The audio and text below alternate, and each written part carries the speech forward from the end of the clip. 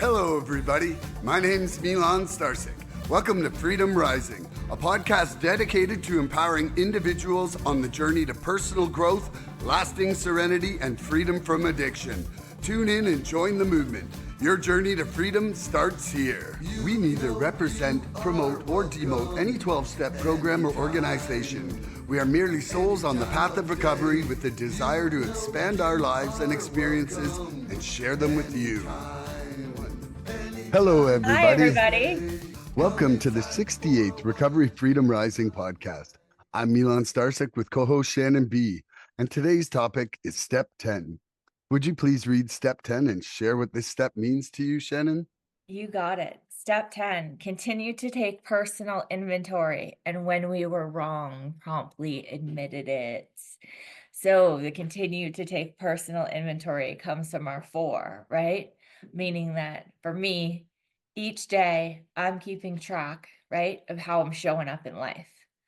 If I'm showing up in a way in which doesn't sit well with my God conscious, and I may have offended somebody, been impatient, fallen into a defect, right? Not been my best self, I can feel it instantly, and that's that connection to my higher power. So if I owe an amends, I'm going to make that right quick. And sometimes if I'm unsure, then I'm going to pick up the phone as step 10 tells me to, and I'm going to share this with my sponsor or another person that I really trust, ideally somebody who works a 12-step program as well, and say, hey, here's the situation. This is how I showed up. Not feeling great about this. Think I need to make an amends, right? Because sometimes we just can't see in our blind spot. Then I course correct that as soon as possible. I take accountability. It's all about keeping my side of the street clean, regardless of what they've said or done. It's about my personal accountability. Then I don't beat myself up over it, right? Immediately turn into trying to be of maximum service. So it's every day trying to be a little bit better, keeping myself in that accountability, keeping my side of the street clean, and not letting things fester or build up. Assets Yes. and liabilities. Assets and liabilities. Well, as usual, that was really well put, Shannon. I think back to options, and we had our daily personal inventory, and it was like they were trying to bring this into our program before people got there because, they wanted people to have this as part of their program because I believe that they saw the importance of it. To me, it's really important, and when I'm not doing it, I can easily slide in either direction of thinking I'm real awesome or, thinking I'm getting nowhere. And, I really feel like now I'm kind of at an hour and a half radius of jerkface Milan and my amends. It sits inside me and I know I can feel almost in my gut, almost like when you tell a lie, like when I do something wrong, I'm like, oh gosh, okay, this isn't right, and it's like sometimes I gotta gulp that pride for a few minutes and step back. But that, I've even had it where I'm on the podcast and I said something to somebody just teasingly, and I made amends before the end of the podcast. And so that was a funny one. I was like, okay, well, I guess I am doing this to a certain extent. But one of the things that for myself, a couple of the things that I find, is this step, quite a lot like step 6 for me, is one of the ones that can show me that I am progressing. And, it's really easy for us to just become super critical of ourselves, for us to be dissatisfied as where we're at in our program, for us to feel like, what are we doing this for? Because we're not there yet. And, this daily moral inventory, really shows me little snapshots of the things I'm doing right. And I think it's really important, as much as a gratitude list is for me to start my day, to finish my day, seeing what I've done right and wrong is really important because then I can go to bed feeling like, hey, I made some mistakes, but I've cleared them away. but I've also done some growing today. And I think I'm going to leave it at there because I feel like if I keep talking, I'm going to just wreck half my questions. And yeah, do you want to start the questions today or do you want me to start them? Sure, I can. Um, Okay. do you remember the first time you practiced a step 10 Do I remember the first time I practiced a step 10? and like what that felt like? Yeah. So, okay. So the real, what I would could consider like my first real step 10 involved the Narcotics Anonymous brochure IP9. Because I think, we, like I said, we were doing our daily personal inventories at options, but I feel that there are some things on that sheet that weren't there that could have been there. Um, and doing, anybody out there who's new to the program, I don't care if you're an AA or if you're an NA, the IP9 is a wonderful, wonderful template for you to get started on how to do a daily inventory. Like, and you can take or leave whatever you want from it. But the thing that I like about it is it shows you, what you need to correct, but it also shows you your wins in a good way. And it really gives you that balance sheet.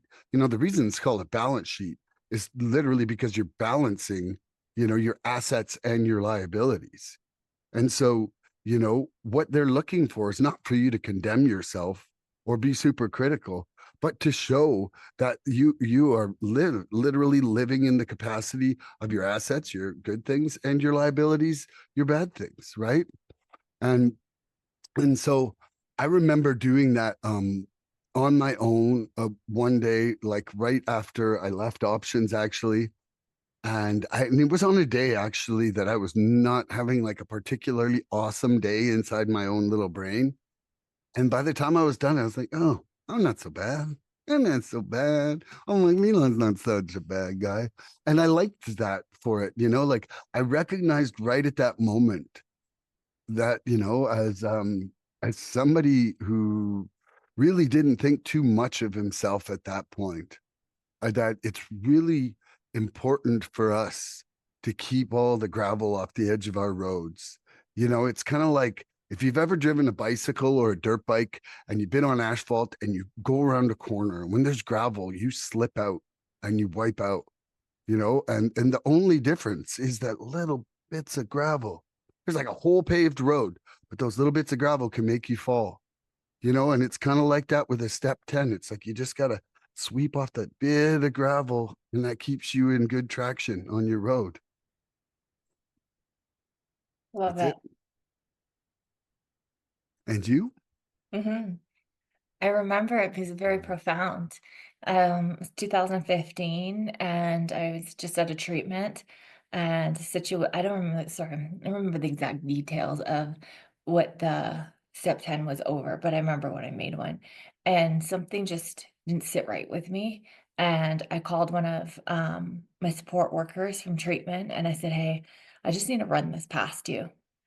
And I did, and, they gave me some feedback, and I said, "Okay, I'm gonna make this amends then, because this isn't feeling right in my heart, the way that I responded."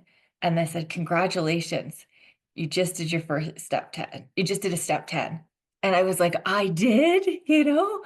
'Cause I remember when I was doing the steps thinking, like, this is one that will be an action step I take consistently, right? Because I don't want any resentment. I don't want anything storing up, room in my head that could potentially fire up my disease to think that I need to drink at somebody again or I'm entitled to take the edge off because I've had a bad day, right?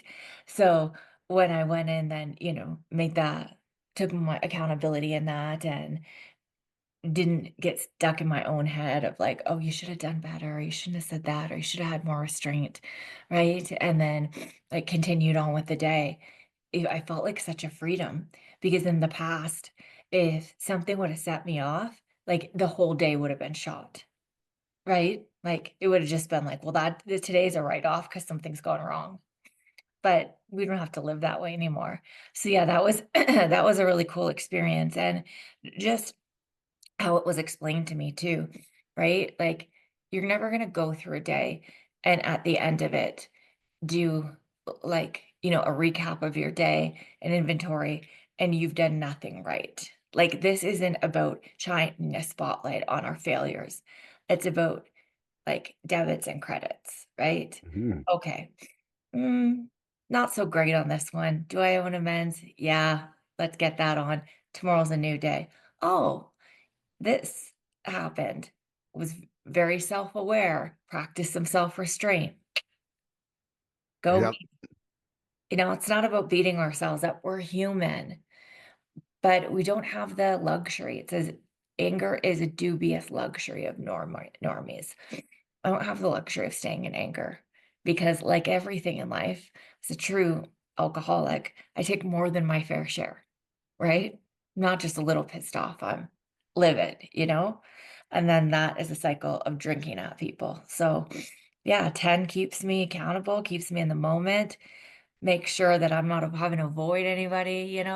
My side of the street's nice and clean, drive in my lane. Say hi to the Yep. neighbors. Don't have to duck and hide. Yeah, it's good times.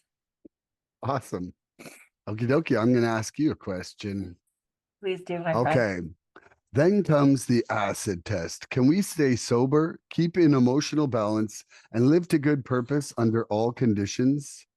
How do you keep or how do you use step 10 to keep your slate clean? I do step 10 exactly as it's laid out in the book, right? When we were wrong, promptly admitted it. And if I'm unsure, I reach out to somebody else that can help me see that mental blind spot. When the amends need to be made, I don't hesitate. I do that. I take accountability, leaving out their part. Then I don't reflect and I don't sit in morbid reflection and go, "Oh, I should have handled that." It's just another form of ego and self-centeredness, really, to sit there and beat yourself up. I go, "Okay, I've done my I've acknowledged it. There was an amends that needed to be made. I did that. I didn't stay in ego. I got an objective outsider's opinion for me. And now I'm on with my day. And how can I be of help now? Because Mhm. I am of no use to anyone if I stay stuck in self, right? God asked me to show up and be of maximum service to others.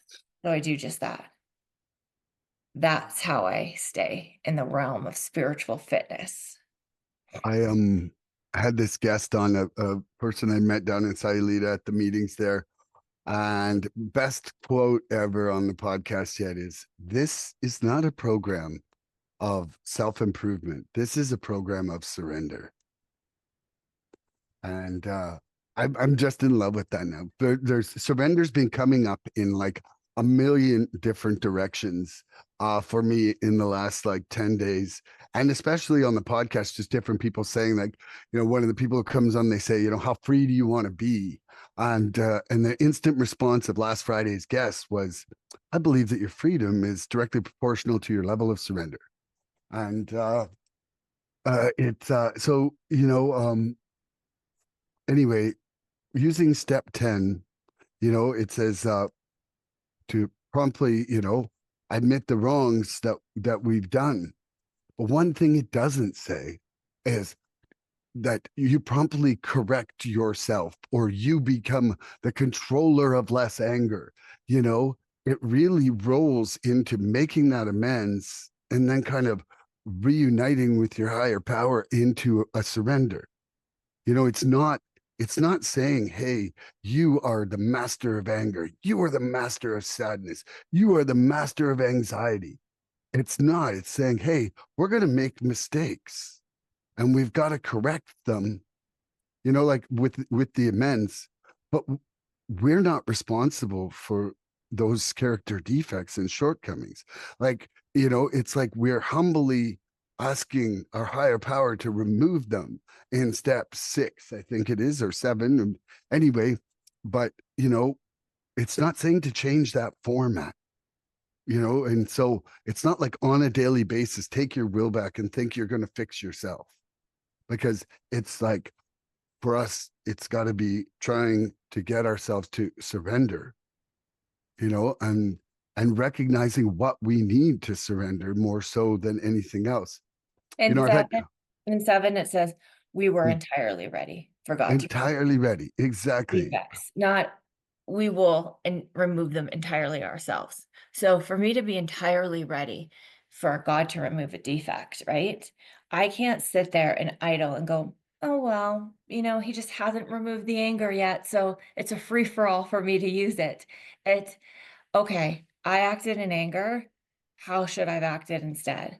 Patience. God, help me find patience in the situations. When another testing situation comes out, to the best of my ability, if I'm connected with God, I'm like, I got to take a deep breath on this one, Hmm. not react.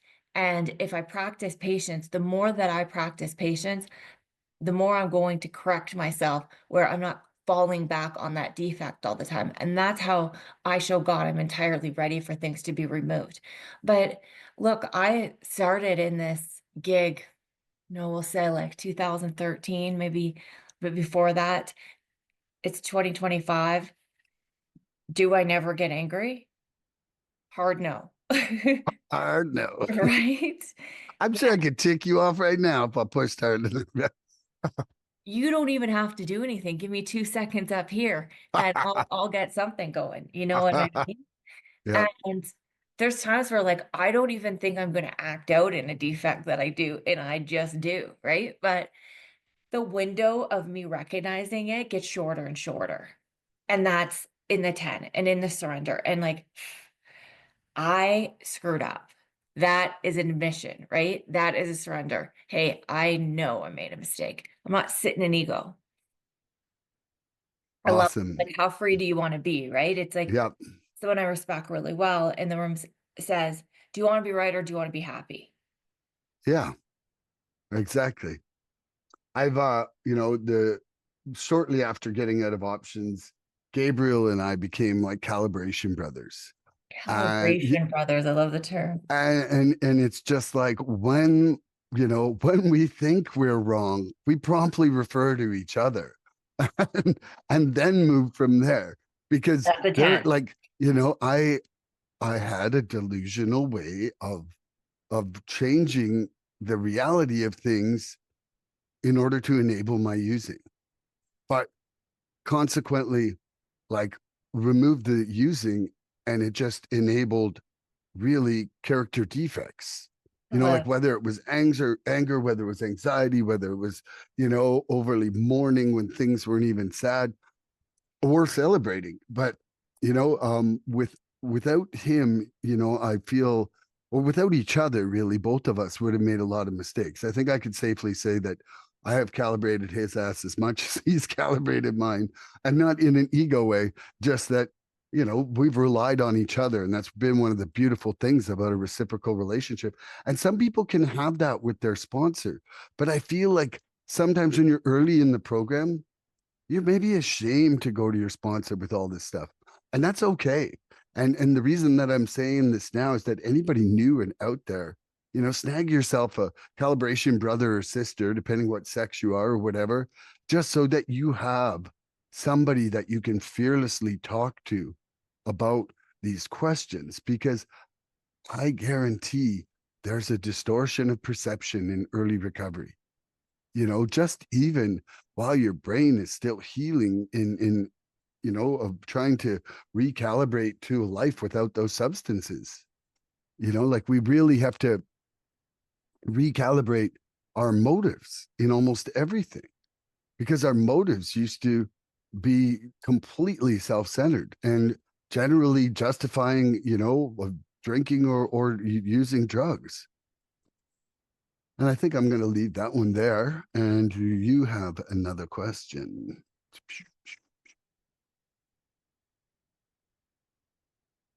Have this jotted down. And me notes.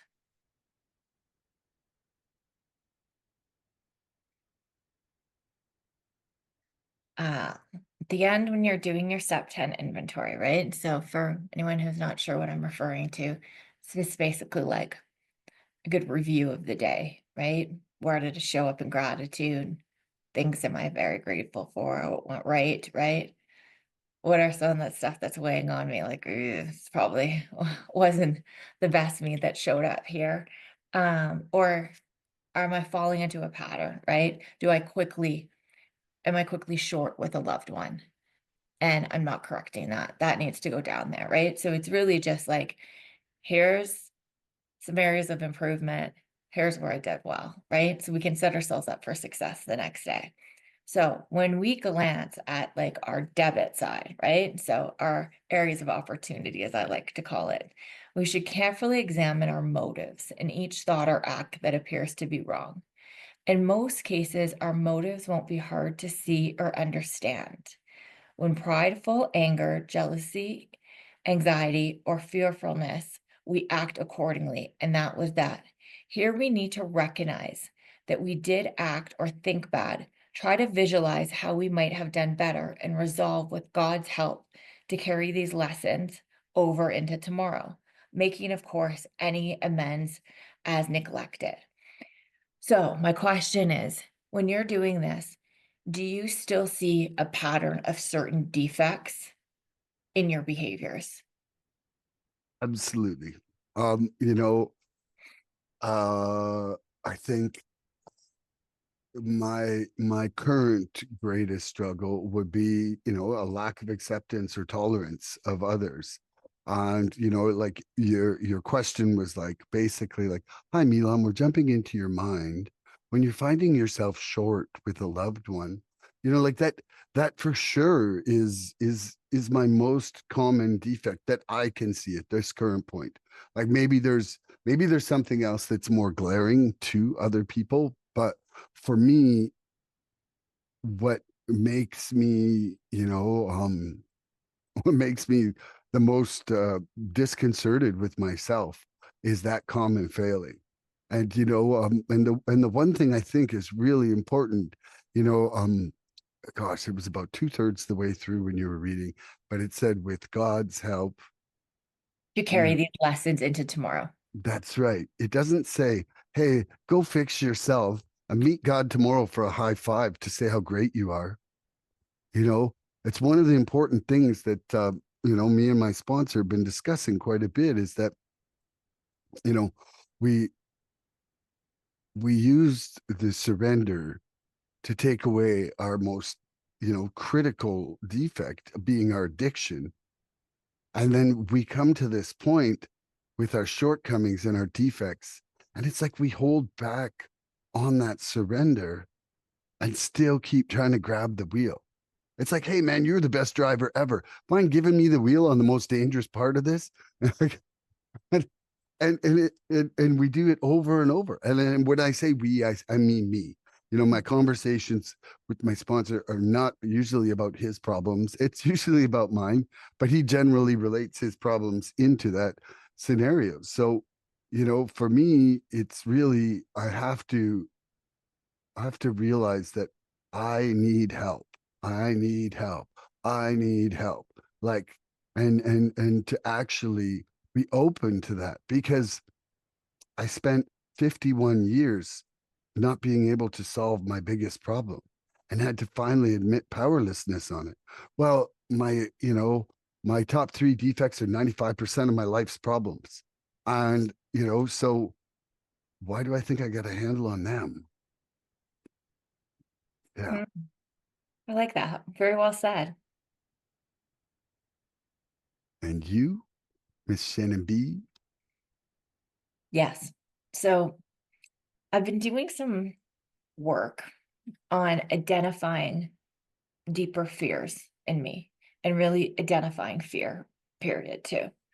Because fear for me can get masked as pridefulness and then conversation, especially with, say, my partner. Really, what I need to be saying is, you know, my emotion is worry around this. I'm fearful of this, to show vulnerability, right? And really say that, which would be a healthy conversation and get a healthy outcome. My, like, what is it, what you call, like, my default is to come across almost in an attacking manner. Does that make sense? And that's like ego, right? Oh, well, da da da da da. But really, and then who wants to communicate with that kind of approach, right? When really I could just say, I'm fearful that that's going to keep us from being able to spend more time together. I'm fearful because of X, Y, and Z. And then we just have an open conversation and resolve that, which is, I know, the right thing to do. Sometimes in that situation, that's not how I show up. And I see that. And like, I have to own that and ask God for help, right? To that not be what I know. How do you stop yourself inside that moment? Well, I don't always, is the truth, right?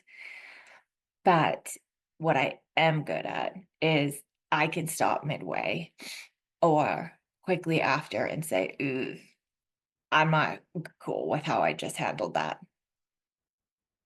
I apologize. Can I try this again? And when you're with someone who Mm. loves you and understands you, they do give you grace, right? And they're like, I understand. I know you, I know you need to talk things through to feel good about something. But one way I do practice that to get better is I don't respond. And this just isn't in a romantic relation. This can be in work and other things too. You can't tell tone in text. And it's very easy to read a text or an email in the way you think the person means it, right? Especially if you know that person. And you can want to fire back in a response based on how you feel they showed up. I tell myself, they don't need a response from me in this minute. Let me take a step back. Let me pray over this, get myself right. Let me read this again, then respond. Nice. You're shaking your head because we're both in business. So we understand that people can really fire you up. Oh yeah. Yeah. And I Well, I can remember, fire myself up is what I'm learning. oh, It's not it's not the other people. It's actually me firing myself up. well, you hit the nail on the head. But when I read things, I can think it's somewhere that it isn't. And I remember years ago, I was reading an email and I was like, oh, not today, Satan. You know what I mean? Like I thought I knew exactly. So I went to my boss and I was like, this, and this, and worked for a male at that time. And he said, okay, read the email to me. And I did. And he's like, I don't get that out of that email. And I'm like, that's because you don't know them like I do. I trust me, I know what they meant, right? And we both laughed. And he was like, hey, Shad, like maybe, or we just read the words like without what we Yeah. think they mean, And like it was humbling for me, but like I can laugh at myself. I can laugh at my mistakes and be like, whoa, Like sometimes I even say to myself, I'm like, one's flying over the cuckoo's nest right now. Like you've really spun yourself into like this tornado of what you think something is, right? So self-restraint, huge. Surrender. I have no control over this. All I can control is how I respond and how I show up, right? Asking for help. Humility, huge. Absolutely. Okie dokie. I got another question for you. You ready? The emotional hangover, the direct Uh, result of yesterday's and sometimes today's excesses of negative emotion, anger, fear, jealousy, and the like. How does your step tens help you with these negative emotional hangovers? And when it doesn't, how do you deal with them the next day? Emotional hangover is awful. Like, I know the first time I felt one, I used to feel those in combination with actual hangovers too, which was even worse.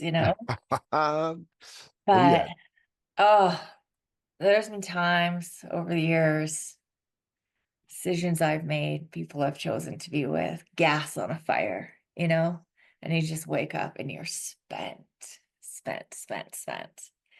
So 10 helps with that by being able to surrender and take a step back, right? Like we don't have to continue to engage in things that are going to lead to Mhm. World War III emotionally. B, pretty much everything that I said before, right? Practicing that self-restraint and stuff. But when I can own my part quickly and I can reflect and ask God for help to do better the next day, then I recognize myself as human and I'm not sitting there beating myself up again, right? Does that mean that there aren't times where it's going to really shake me to my core? Yes. Last week, something happened out of my control completely. In reflection, could I have handled a couple of those steps throughout that conversation, but better? 100%. Okay. Was I able to own that? Yes. Now, I felt sick the whole rest of the day over that, right? And it wasn't any conversation I intended for. It wasn't the disrespect that I gave or anything, but sometimes things happen, right? I don't want to get into it all, but we all work and we all have people that are in our lives, sometimes not by choice. And I felt so gross because I'd never had anyone speak to me like that in a really, really long time. And the things that I was like being accused of is so again different than who my character is, right? And dishonest. But it really made me feel sick about it. And even it took until that night. Like I almost felt like I experienced the emotional hangover throughout the day. And that night, like I was able to, speak to someone and talk this through. And, you know, I was like, okay, I can do a 10 on this one. Um, Sometimes I realized in that situation that it was like I needed validation from others, close in that situation that this affected, that I had done the right thing. But what I learned from that is that I knew in my heart, right, that what was being said and how I was being portrayed wasn't authentic. Could I have maybe practiced a bit more tolerance in this situation? For sure. But it's like God knows who I am. I know who I am. That needs to be enough. That's just an example. Nicely put. I love that. You? And for me, you know, what I've come to realize is that if I'm in a state of fear for a long time, it's actually quite similar the next day, almost to like a sugar hangover. It's not quite an alcohol hangover, but I don't know, like if you've had a Ben and Jerry's night and you wake up the next day and Yes. you're stiff, like you step out of the bed and you're like, whoa, like I feel like I did a 4 hour workout and then all your joints are sore and your brain's kind of foggy. And it's like, whoa, this is 100% a sugar hangover. Like there was no other substance that would have done this to me. And I feel that, it's quite similar from fear. If I've had a day where I'm in a state of agitation and like really anxiety is fear, anger is fear, jealousy is Mhm. fear, like and so I'm choosing that word out of the ones that it was, the three things that it mentioned directly, but because I think all those are representations of fear. And if I don't clear my inventory, then I'm going to bed in that state. I generally won't have a good sleep. I will generally wake up feeling that kind of emotional hangover, but like literally like a physical manifestation of it. And it'll turn into fatigue. And then that snowballs into the next day not being great because I'm not even rested. Like I'm starting out like, hungry, angry, lonely, like I'm already there. And so it absolutely is essential for me to eliminate those hangovers. And for some people say they do theirs right at the end of the day. But for me, it's actually kind of healthier for me to do it about 5 or 6 and to have like a little period after that before bed where I'm like actually resetting all my levels inside myself. Like I'm generally, if I'm getting into bed to watch a couple hours of shows with Michelle, there's not probably a huge inventory I need to do at the end of that. Like I'm just Hopefully, gonna right? I mean, for myself, experience has shown that generally we're not getting into some big dramatic resentful, like, oh my gosh, I need to make an amends for taking the remote. Like, we've already decided what shows we're watching. Snacks are sorted out by then. There's really little cause for argument. But, if I don't do that, I'm literally going into my sleep with those, what is it, cortisol or something, the fear that makes, anyway, whatever it is, that shit's pumping through me already, and it's carrying into my dreams, and it is making for a not restful night, and it's making for a crappy day. So, I just don't see that there's, there's no avenue of the emotional hangover that it doesn't help with, is my point for me. And it's just like an all-encompassing spiritual cleanser at the end of the day, really. And when I do it, life is cleaner. Life is cleaner because life is messy. Yeah. Do you got another question, Shannon B? Beep, beep, beep, beep, beep. So, fear, you talked about, and I talked about, so let's expand on that. So, fear, when I think of it, it's down to two major things: fear of not getting what I want, fear of losing what I have. Boom. Yep. Can you think of some ways in which your fear disguises itself in some of your defects that you have to work through each day? So if we're looking at inventory, at the end of the day, right? Like, Hmm. you and I have been very honest and forthcoming on this podcast about, we tend to be intolerant, right? Yeah. Tend to get a little, enough is enough, like, Hmm. I get a case of the I deserves, right? Like, I deserve for you to do this because I did that. ah, And good old tit for tat, well, good old tit for tat, but it's like, spiritual but scorekeeping, as I like to call it. like part of that stems from not feeling worthy, Uh-huh. like fear of inadequacy, right? And it's like, well, if I'm really worth it, they would want to treat me that way, and so it stems from really like a childhood of low self-esteem and low self-worth. And quite honest, I think that there's a massive amount of fear of abandonment in there. Absolutely. And so, you know um that tit for tat is like, why don't you care enough to tit my tat? Like, and and and and when it doesn't happen, then I'm like, they don't really care. I'm not really good enough. Oh my gosh, is this over?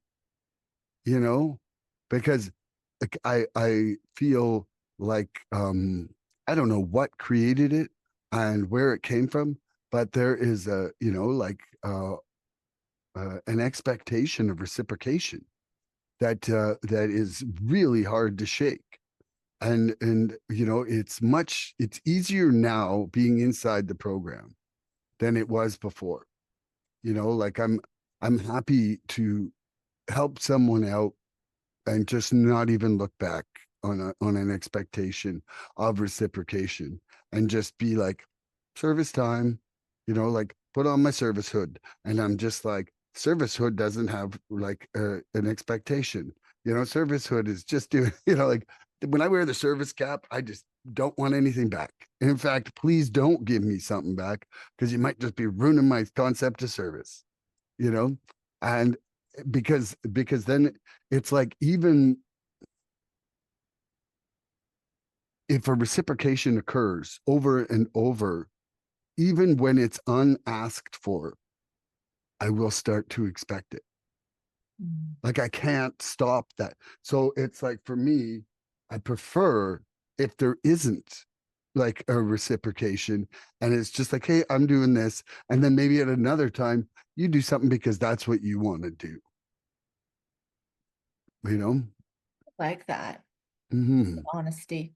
I'm I not sure if I answered your question, but that's what I got on it. Bang, bang, bang. discussion too, right? Yeah, I You know. know, We're just going there directions. there's certain times and certain people that I can't hear certain things from too, Hmm. right? And that's a big self-awareness. And right, wrong, or indifferent, it is what it is sometimes. So if I need an objective feedback or something to see maybe what I can't see in that position, I got to be prepared to hear that. And I got a sponsor for that, few people in my life that, you know, I need to talk to about that. But there's also a couple where I just don't need them challenging me on it and playing devil's advocate in every situation. And we know who those people are, like you say one thing, you say that grass is green, they're going to tell you it's yellow, right? And it's like, Or that you need to water your lawn more because they could have made it greener. there you there you are. That just put it so can't well. So I'm sure in how I communicate that. Like if I have a specific girlfriend I'm going to about something and she wants to play devil's advocate with me, I start out with, just so you know, I don't need advice in this right now. I need to be heard and I need to feel comfort. I need you to be my friend. Great. Mm.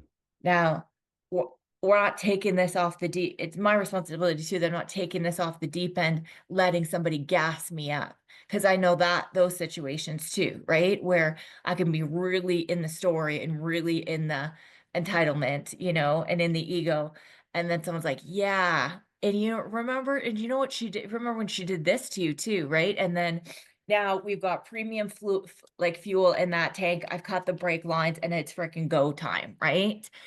But so that I also watch, but there's a time and place when I'm like, "Hey, I don't feel good about this. I'm struggling to see my part in it. Maybe let me call up my sponsor, call up one of my, peeps and that I have in my circle that like what did you call them? Calibration partner? Calibration, brother. Yeah. Calibration brother, love it. Right? But I also don't need that person that's sitting there on their spiritual hilltop going, "Well, Shannon, da, da, da, da, da." Like, because I'm also quite intelligent and quite self-aware over the years that even if I don't talk to somebody else about it, my conscious is going to tell me, girl, that ain't it. Mm. Ring a ding ding, accountability. Sometimes though, for myself, like I will I'm still have not brought all my defects to the consciousness. And, like sometimes inside somebody's share, I'm like, holy shit, I do that. And I like, so even, I can think of like the last 2 weeks, like somebody said something and I'm like, whoa, I'm like, I have been blind to that all the way along, and, But the and awareness piece that you have around things 15 months into this gig is quite good. You got to remember I've been doing this thing 9 plus years. You know what I mean? So mhm, it's like I've seen the patterns of my defects. I like it mhm. ain't my first rodeo, right? With practicing these steps. But you just made an excellent point. That's why a meeting is a great thing to go to when you're on that hamster wheel. Because Yeah. somebody's gonna always share something and you're like, 9 times out of 10, that meeting has the topic that you need to learn about. yeah, Like, if I can sit back and go, "Oh, girl," like, or, yeah, "Oh, sir," and someone shares, like, you're preaching to the choir, and you wanna laugh because 'cause you're like, "Yeah, that wasn't it," right? But it wasn't for you either. So, like, God works in those mysterious ways. it's like for me right now, it's like this newfound understanding, passion, and intriguement with surrender. Like it's just coming up everywhere. And I'm like, okay, well, message of the month for Milan is surrender. Like, where can I get some more? Because it really, to me, it's why step one is step one. And they say the only step you have to get perfect. Because if you can't get your surrender going good, you're screwed later on. Like, Right? yeah. And so, anyway, yeah. You ready for another question? Yes, I am. When our inventory is taken carefully. No, and we have made peace with ourselves. The conviction follows that tomorrow's challenges can be met as they come.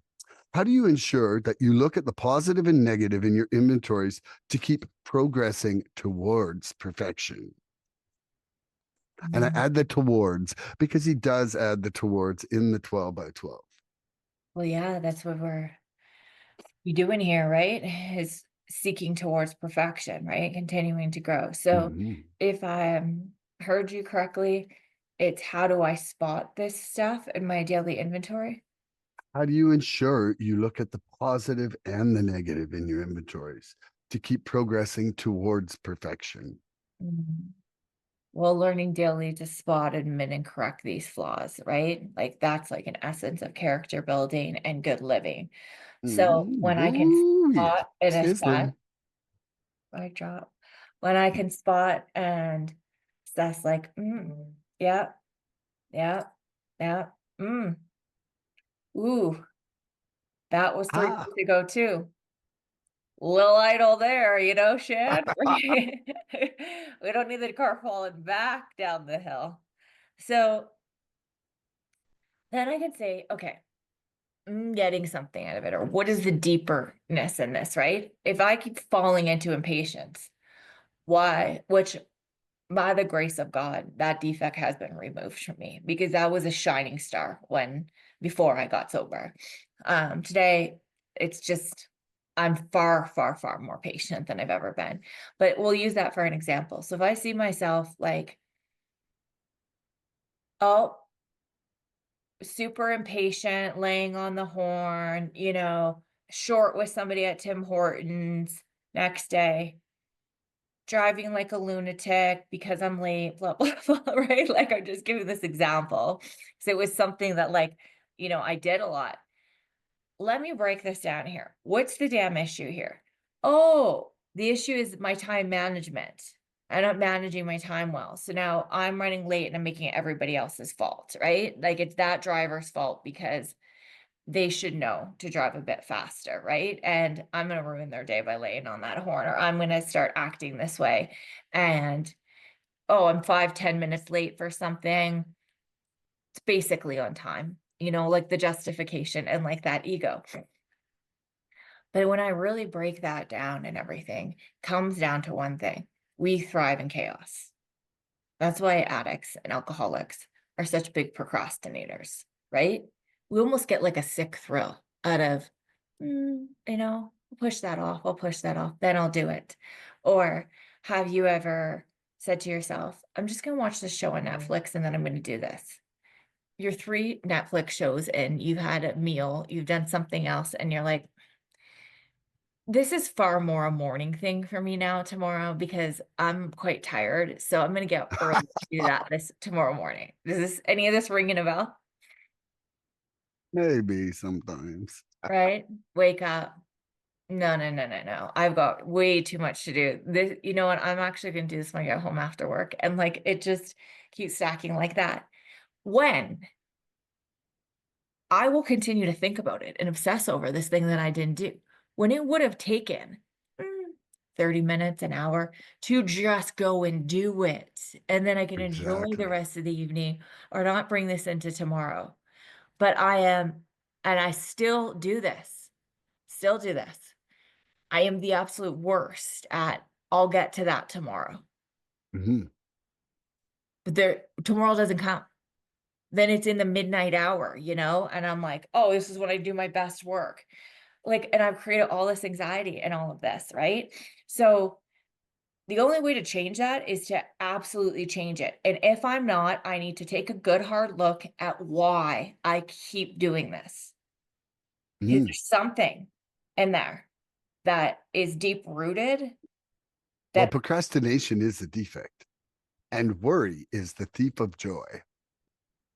that's also called Tuesday for me. You know what I mean? Yeah. When there's some things I won't procrastinate about at all, but there's other areas in my life that I really do.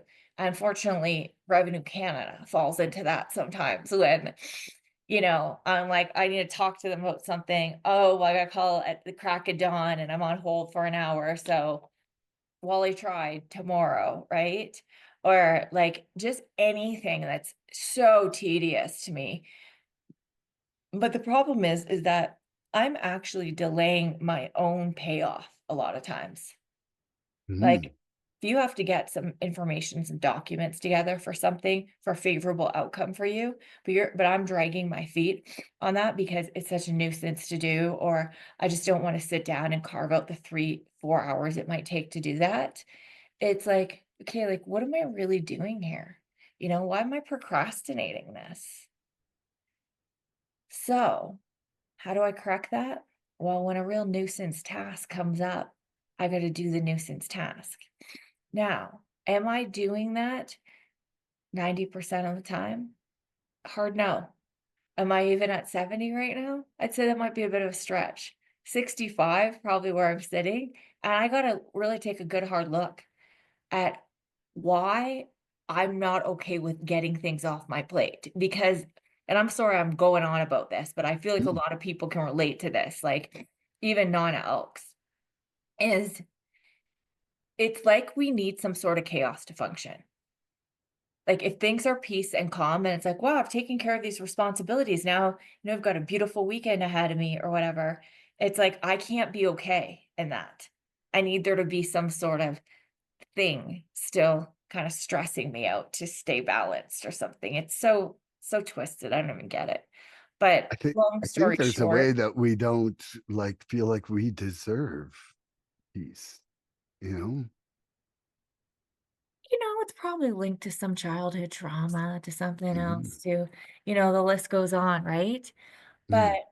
yeah, I am aware of it, and I also know it's a self-sabotage. Think that might be it too. Yeah, absolutely.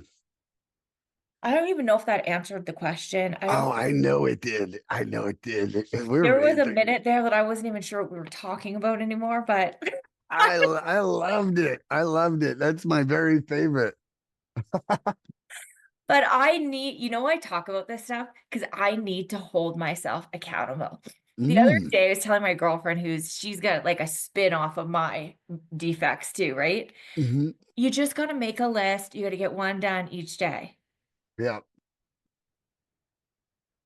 I pot, it's the kettle. Like, that's what I do for 3 days and kill it, right? And Yeah. the other 2, we'll get to that next week, Yeah. Well, right? and that's part of the discipline of consistency and perseverance.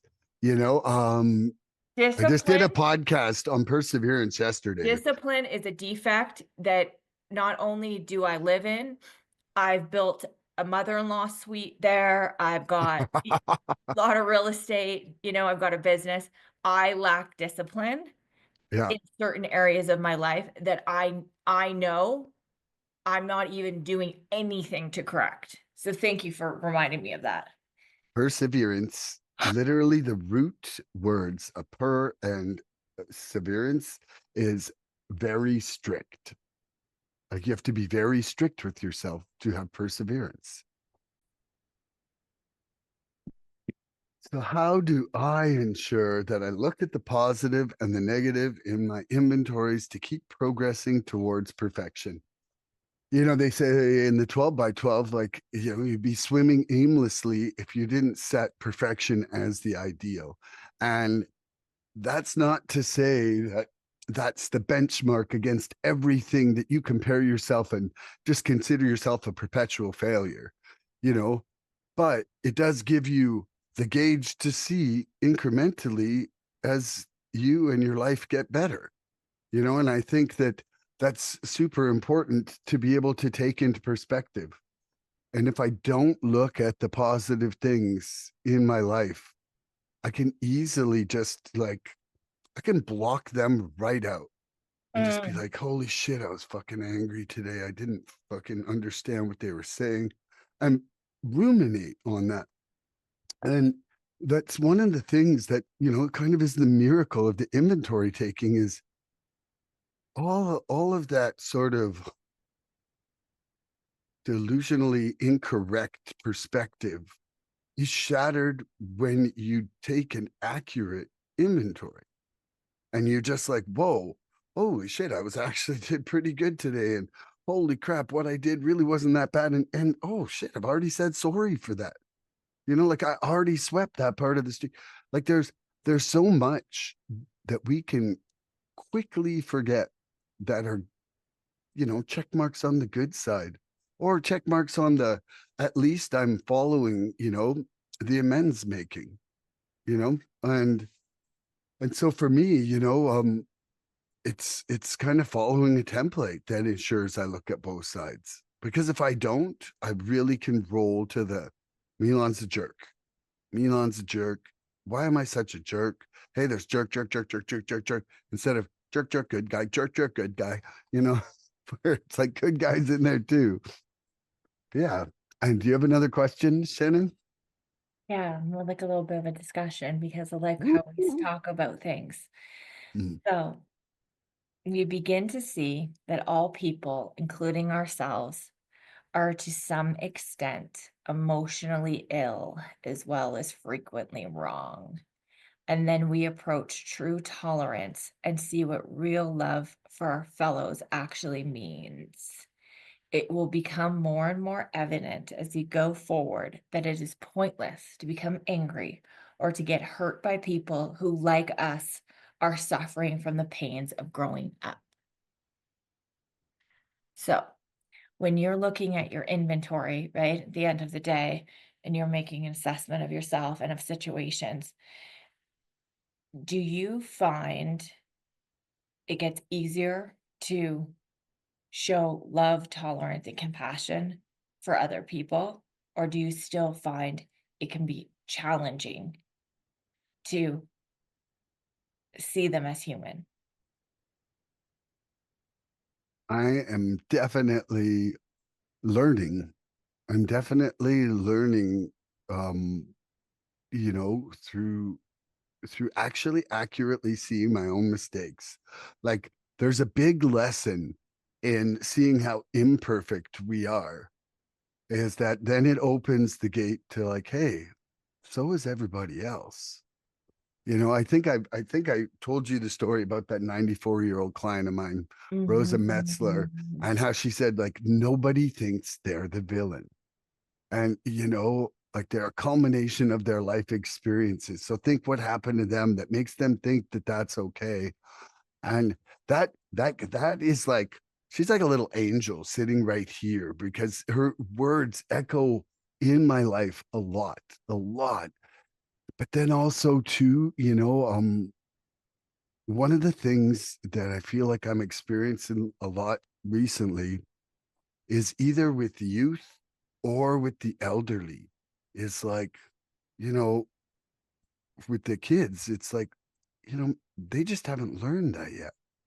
And maybe it's my job right now to be, the example of that principle that I would like to see to them, in them. And then, with the what I want to say is with the degradation in mental faculties of people when they're getting older, that I would hope that somebody has the same grace that I want to treat them with for me when I get old, because I think that there's just a lot of people who don't understand that there's so many old people that are like, they're in your way somewhere, or they're misjudging a situation or whatever, and they're just struggling through their day, and that's it, and they're really trying as hard as they can, and so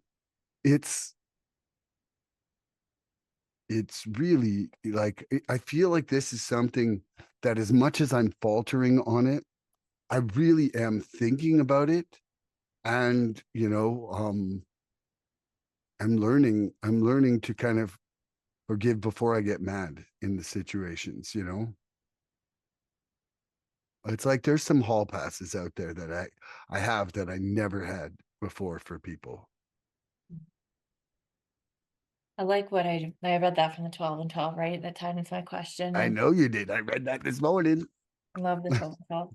But I need to remember that emotionally ill, frequently wrong, because in situations when somebody, I'm like, "Whoa," then it's good to remember because have I not shown up as a lunatic sometimes in conversations? Ooh, have we But ever? especially, you know, a bottle in, absolutely, right? And Hmm. some people just don't need that liquid courage to act to act crazy, right? And I can be that way some days too. So, yeah, it's giving people grace too. But and like you said, maybe they just haven't learned that yet, right? And that falls into adults too. And I like what you said about the elderly. Like I was in the airport recently and those what are they called? Like, The moving walkways. thank you. One of those.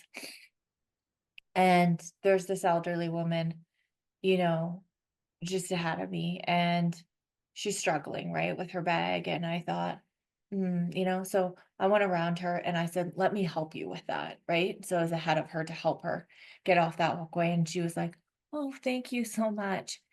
And I saw how many people had just passed her, right, without trying to be of help. And I thought, like, how do you know? Like, you can't take 2 minutes to stop, right? But then I thought, it's probably times where I've been so self-involved in something that I was so tunnel visioned in me that I didn't see what was going on around me either, right? Like, it doesn't mean that they're all intentionally like, I'm not going to help this person.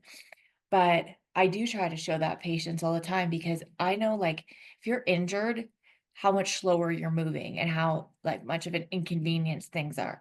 Can't imagine if that's my day-to-day life, right? As I get older and things just aren't working as well anymore. And here she is on her own, right? Still traveling. Like, that could be me one day. And it's just like, that's a great opportunity to be of help. And I feel good doing that, right?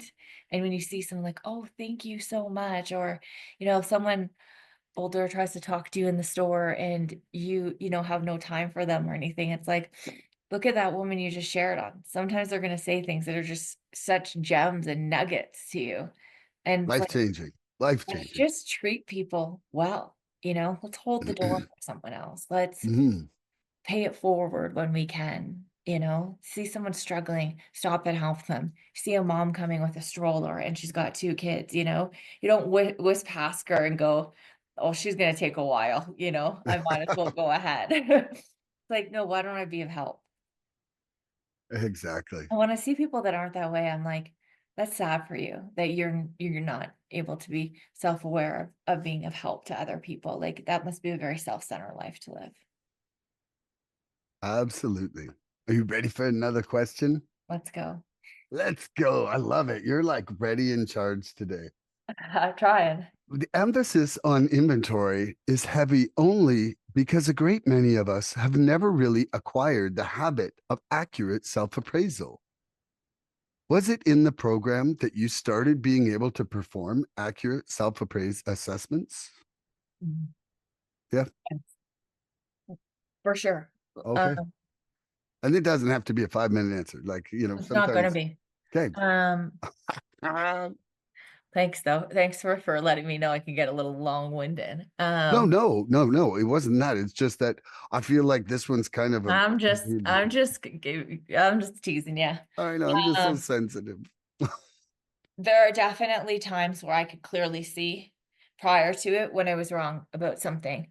But was I making an amends genuinely, or was I making that amends and addressing that to get that person off my case? Yes, Mm, more the later, right? yeah. So in the program, I was able to see things in a different way. My mind didn't see things the way they did now. It was warped, it was delusional, right? I saw things from one standpoint and one standpoint only, how it affected me. Hmm. And today, it's not that way. And the program taught me that. I I didn't have the tools to do an accurate No, you don't know what you don't self. know, right? I honestly, like I've said it a million times, I was a fool with no tools in the dark. And not only that, I was too wasted to find the light switch. Like my delusions inside, like from looking back now, even if you had given me the tools of the step 4 to do a great inventory, I would not have been able to accurately do it inside my twisted state of addiction. Like, like you said, like I could not see clearly enough, and I couldn't see past my addiction propelling delusions. Like they were like really big and they had really shiny bright lights. So imagine there's these bright lights. It's like, what could you see of my background if all you're seeing is these bright lights beside me? You know? Well, it says in the book too, right? Like we couldn't see the forest through the trees.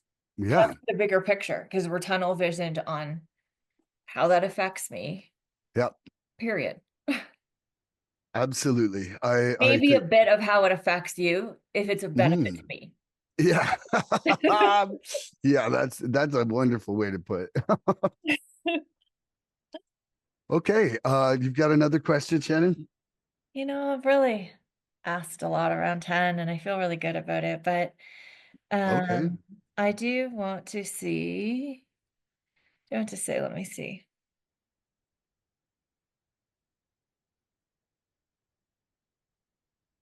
Ah, that's what I like to talk about.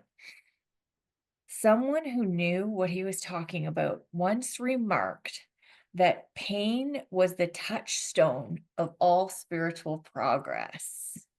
Mm, How heartily we AAs can agree with him, for we know that the pains of drinking had to come before sobriety and emotional turmoil before serenity. Can you think of some examples or how that applies to your life today in relation to 10? sure. Like, okay. It takes me right to my last 6 months of addiction and watching myself lie directly to Michelle, knowing I didn't want to lie to her in order to keep using.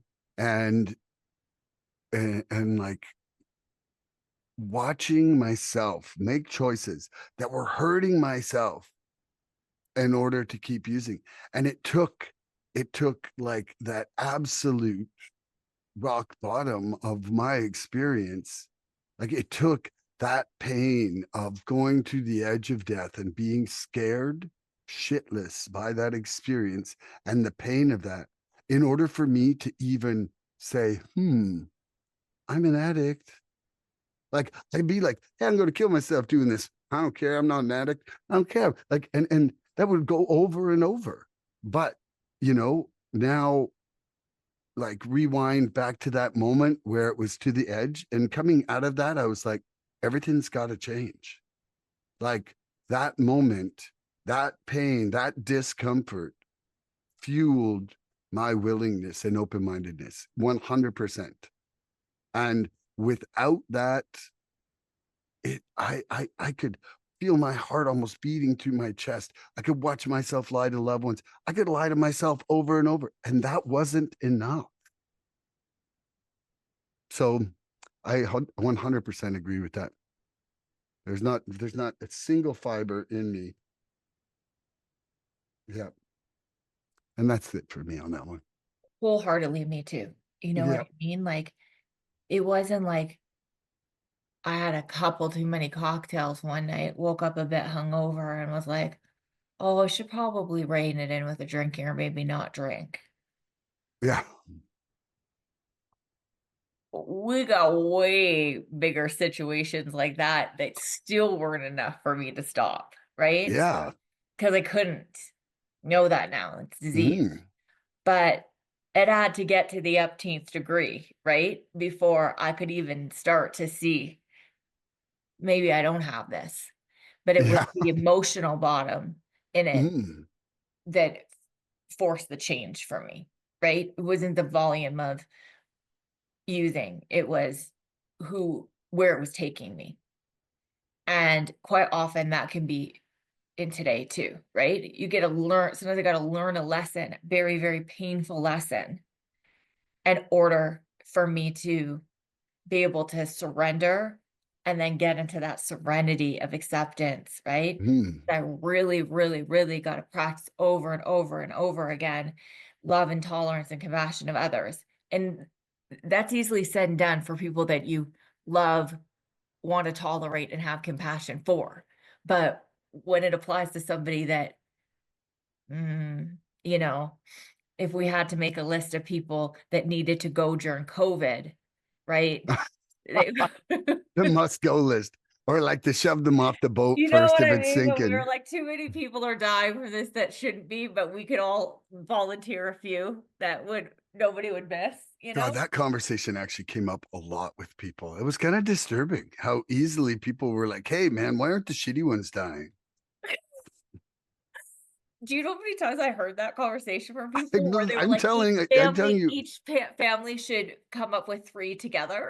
yeah. And I remember talking to my mom about that. She was like, "Well, I could think of a couple." Like, people who are, like, Christ, Yeah. serving, God-fearing, loving people were like, "Well, John down the street's been really an ass.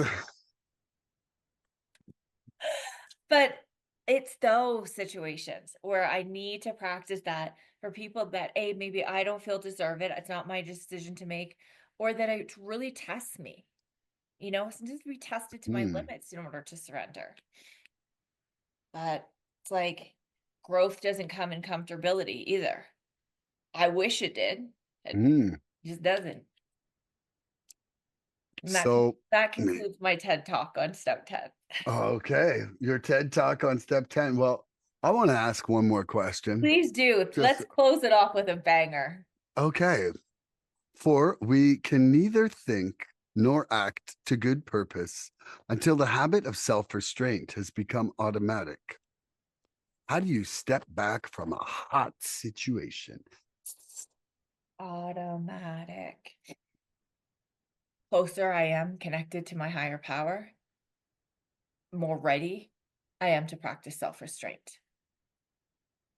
That's truly what it is, right? I know you just dropped the mic there, like when the mic The went. more right I am with God, the more I'm going to be living as God Mhm, wants me to.